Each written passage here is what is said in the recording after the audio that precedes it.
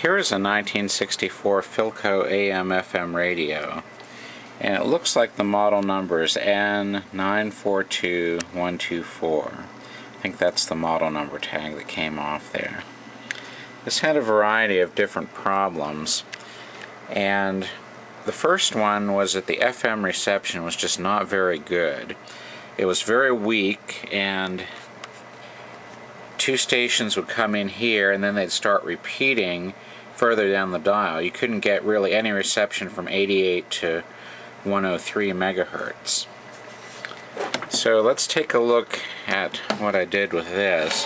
First of all, I replaced just the usual problem spots that I like to replace on these. We replaced the silicon diode. I used this old kind of diode that looks like a capacitor, but it's got a diode symbol on it.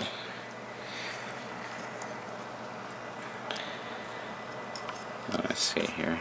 Let's see if you can see the diode symbol on it. Well, but it shows the direction of the diode. There it is. And we put new electrolytics in it. We replaced a couple of paper capacitors in it. And I replaced an electrolytic in the ratio detector circuit. And so when I did that, then I tried it out and found that everything was just kind of weak, but the FM was exhibiting those kind of weird problems. So then I went to the IF transformer, because I thought, well, there may be bad intermittent caps in there. And I don't know that this one really had that big of a problem. The performance really didn't change all that much when I repaired it, but I got to learn about the kind of unusual IF system this radio has. This has an IF transformer. The first FM IF is inside this module, and here's the AM converter. This is the first AM IF, and then here's the second IF transformer, and you'll notice that there's only two coils on it. The top coil with more windings is for AM. The lower coil with fewer windings is for FM. And here's the circuit that Philco is using in this. Now let's first take a look at a conventional circuit. You got two IF transformers, and each side of the transformer has a coil connected to a capacitor, and this forms the resonant circuit at either 10.7 megahertz for FM or 455 kilohertz for AM.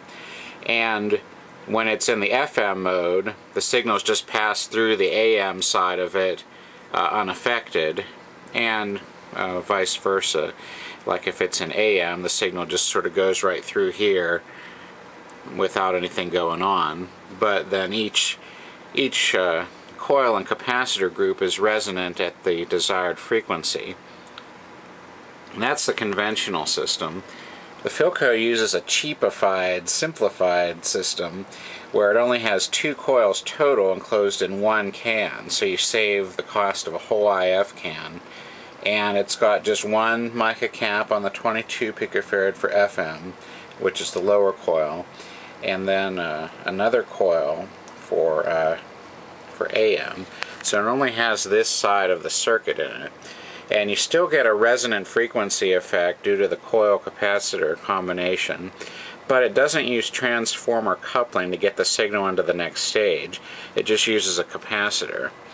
Now this diagram I just sort of figured out in my mind based on how I thought this ought to work, and it indeed does work. Now I'll be curious to go check the schematic and see if indeed this is how they have it set up, because I just sort of figured how I thought that kind of circuit would work, and I just tried it, and it seems to work okay.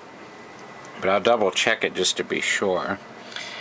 So now what I'm going to do, now that I demonstrated this, and this is a little bit, another thing is, this is a little bit crooked, but at least it's all back together.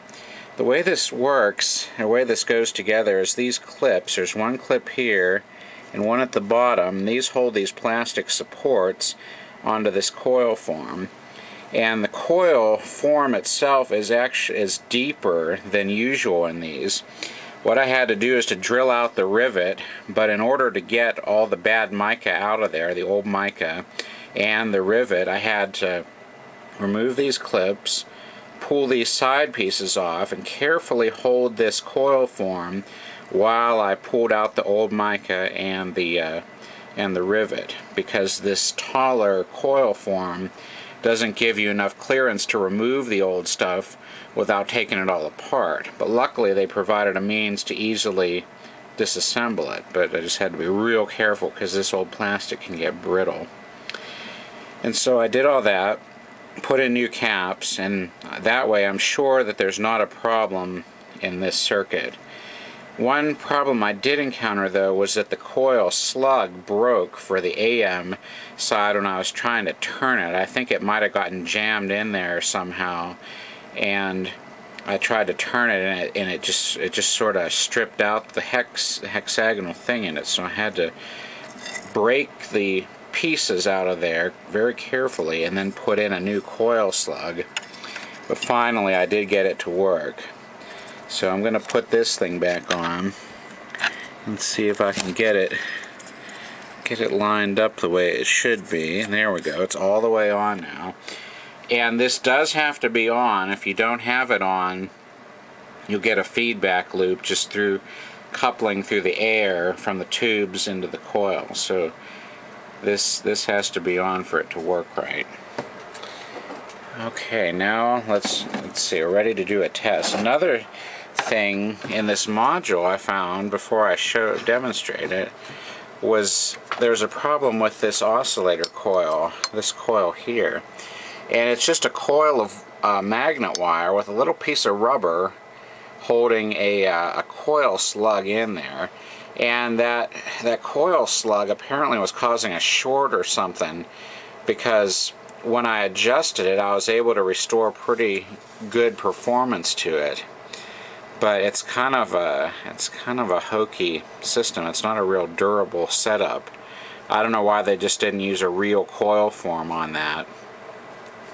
But I just carefully adjusted it and was able to improve the performance. This coil you see here is the first FM-IF transformer. And this uses a 17C9 tube. It's a 10-pin. It's a 9-pin with 1 pin in the middle. And I found another one in an old radio chassis that I had in here, just to substitute to make sure it wasn't a bad tube. I did find a bad 50C5 tube that was causing distortion and weak output. I tested it on my tube tester here. I'll make another video of the tube tester sometime. But I found another tube in a GE radio. It's real dirty. I haven't cleaned it off yet. But I borrowed one out of the GE radio and it sounds much better. So I'm going to make another video now demonstrating it. This video is getting a little bit long here. So let me just do another one demonstrating the performance.